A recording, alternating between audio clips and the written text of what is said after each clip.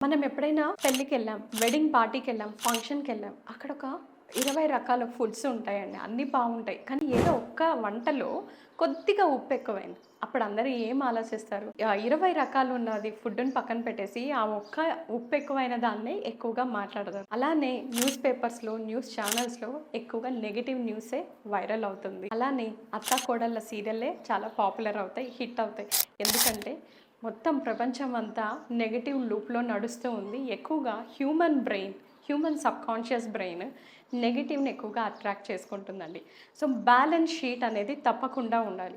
ఆ balance sheet అనేది blessings, sufferings అనేది ఉంటాయి. సో, మనము ఇంట్లో ఎవరైనా మనకు తెలిసిన వాళ్ళు, దగ్గర వాళ్ళు చనిపోయారనుకోండి, దాని గురించే ఫోకస్ పెట్టి బాధపడుతూ ఉంటాం. కానీ మనకున్న బ్లెస్సింగ్స్‌ని మర్చిపోతాం.